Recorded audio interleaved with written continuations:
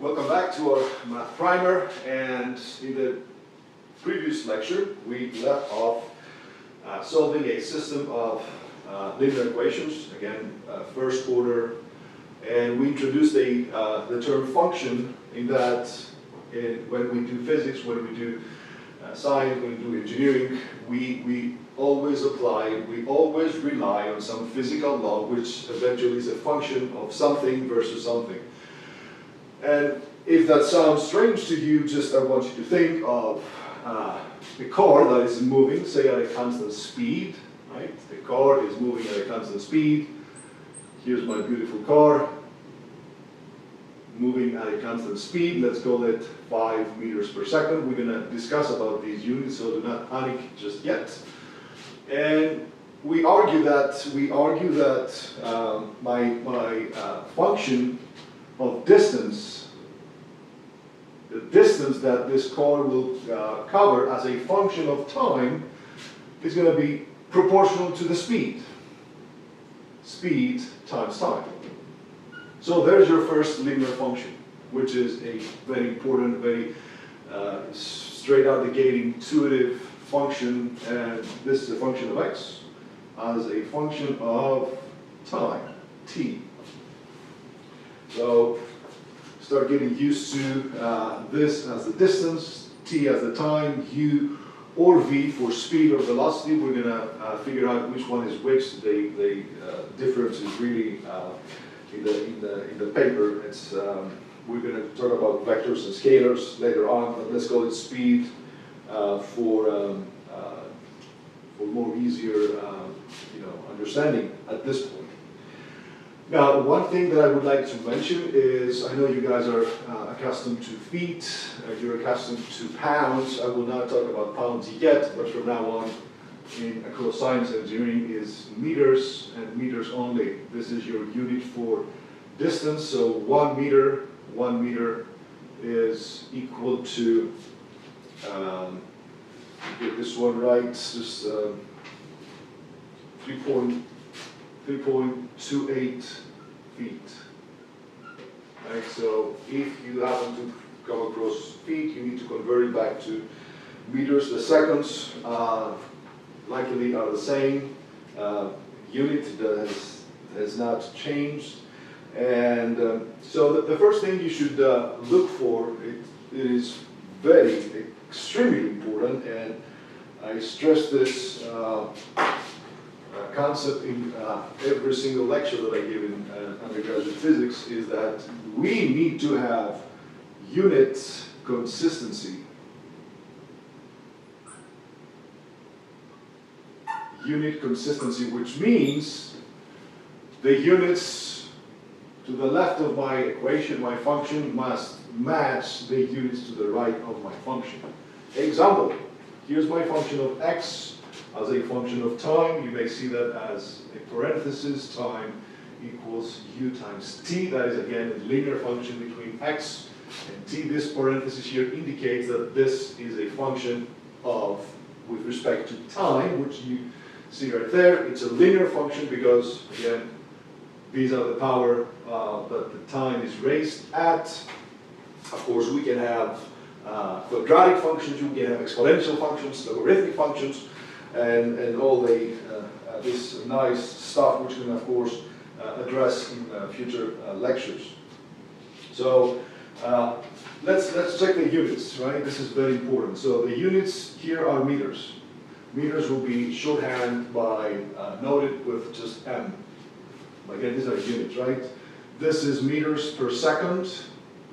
You can also see this annotated as meters second to the -1. It's the same thing because here's 1, and if you remember from previous lectures, when you bring this unit to the numerator, it's going to become -1, right? Times, let's not confuse the prime here, and times seconds. So do we have an equality, a consistency between units? Do we have this? Every function, every equation must be accompanied with consistency in units. So yes, seconds cancel out, you got meters equals to meters. We are golden. Indeed, we have a consistency in terms of units. Let me add one more thing here. You're also accustomed to miles per hour, right? Miles per hour, so these will be always converted, or almost always will be converted to meters per second. Meters per second, so what is the speed, say, of 50, do I have here? Yeah, 1 mile. Before we do that, let me tell you that 1 mile corresponds to 1,609.34. You don't need to be that accurate with the decimal here, but that depends on the case. Meters, right? Meters. So what would be a 50 mile per hour speed to meters per second? Let's see.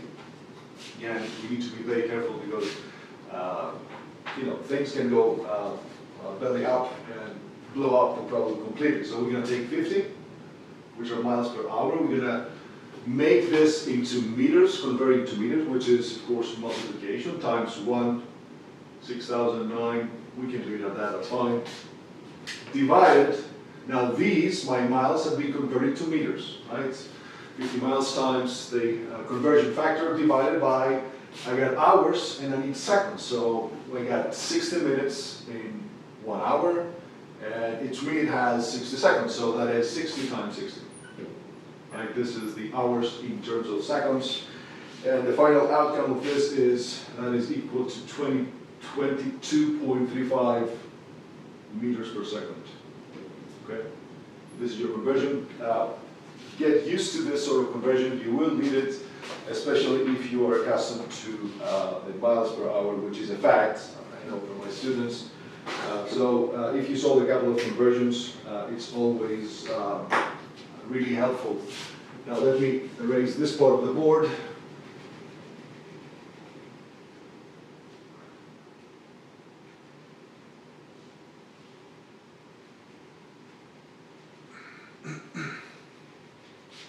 And move on with some graphical interpretation, some visual interpretation of these functions, which is tremendously helpful because it's going to help you understand, for instance, what is really going on when we solve a system of equations. So how does a system of equations look like, and why on earth do we do it?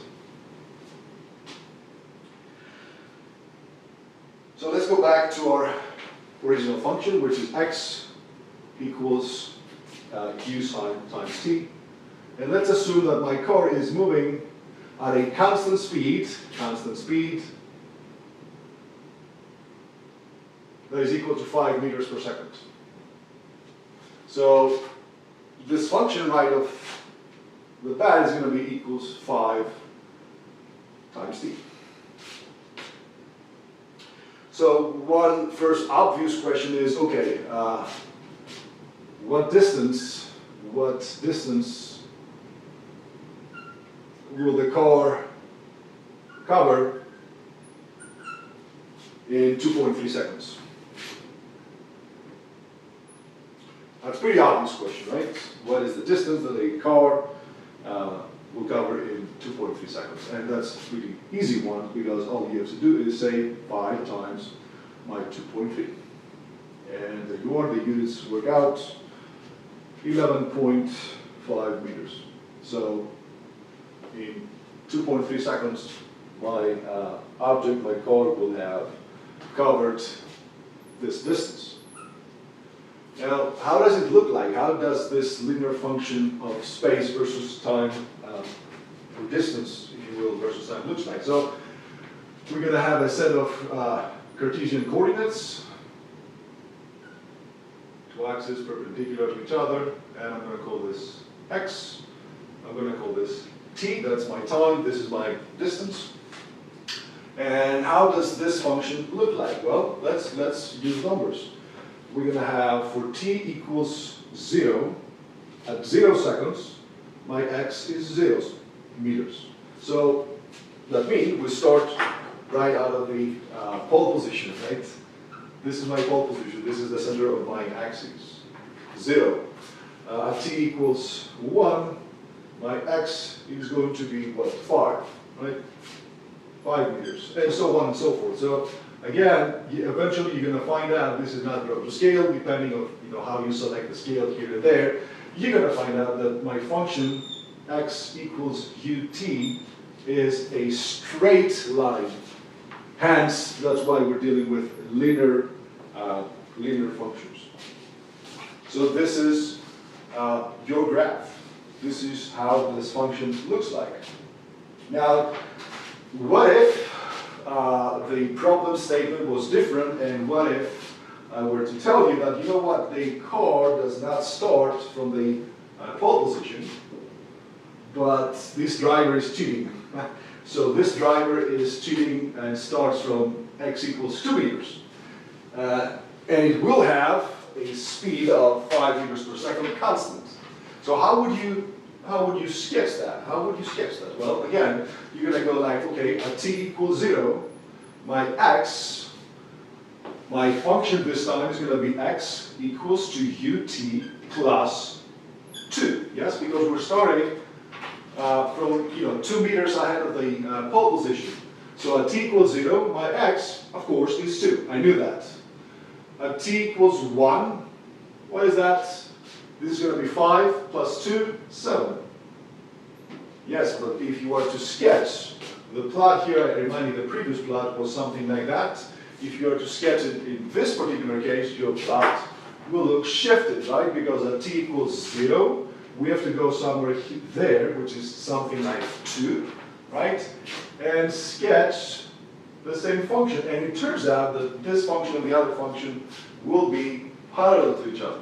And we're going to discuss why these two functions are, linear functions are parallel to each other. It's essentially because my slope is the same, right? My slope is the same.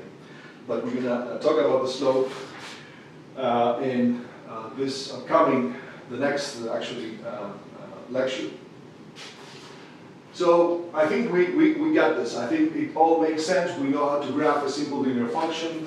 Most likely you've seen that in your high school years. My question now is, all right, I want to know, and this is where the power of plotting and visualizing the function, the math behind the science or physics,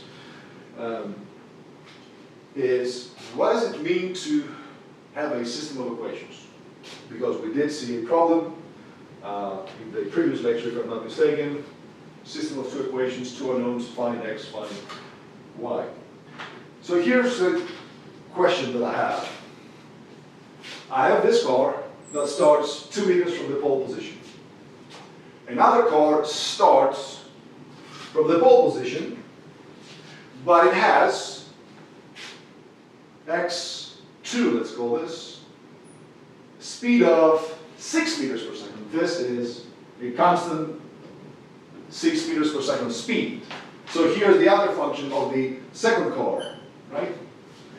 My first car now I have x1 because I don't want to mix x with x. x1 was 5 times t plus 2. This guy is cheating, right? The question is, will this car overtake the first car? And intuitively, we're going to say yes, it's faster. But the question is, when is the second car, when is the second car? When the second car overtakes the first car. When? That is, give me a definitive answer in seconds. How would it look like? How would it look like? Well, it would look something like this. We can go about the same. We can go about the same, giving numbers here for t equals 0, x2 is 0, t equals 1, x2 is 12, and so forth. We can plot it, right? We can plot it, but we're going to do this last. We're going to do this last, and eventually you'll see that by graphing the two functions, it's going to corroborate what we actually found using algebra, which is solving a system of two equations. These equations are x1 equals to 5t plus 2, that's my first car, x2 equals 6t. Now, when second car overtakes the first one, what happens? When this happens, won't you agree that they will both have the same distance, right? They will be at the same position, so x1 must be equal to x2. So guess what? This is your system of equations. Two unknowns, two equations, we're golden. So what do? We solve for it. So essentially, if this is true, car 2, while overtaking car 1, must be, of course, at the same position with each other, right? So we're going to have 5t plus 2 equals to 6t, exactly as we did before. This is our equation, and of course, here, the t's with the t's, and the numbers with the numbers, we get t equals 2 seconds. That's an easy solution. So it tells us that at 2 seconds, car number 2 will overtake car number 1. And now, here's the beauty part. We know that this is my first car. If we are very accurate and we sketch the second function, the second car, which starts from, again, the pole position, it's also going to be a straight line, but it's going to cut the function of the first car. It should right at 2 seconds. So it goes right here, x1 equals to x2, and I'll show you how to graph this in MATLAB, and I'll show you how to just go with the cursor and pinpoint the cross-section when these two functions cross, which essentially means this, and you're going to find that the answer is 2 seconds. I'm going to leave you with this. In the next lecture, we're going to talk about quadratic functions, we're going to talk about slopes, and introduce you and give you some hints in terms of what a derivative is. That is a very important concept.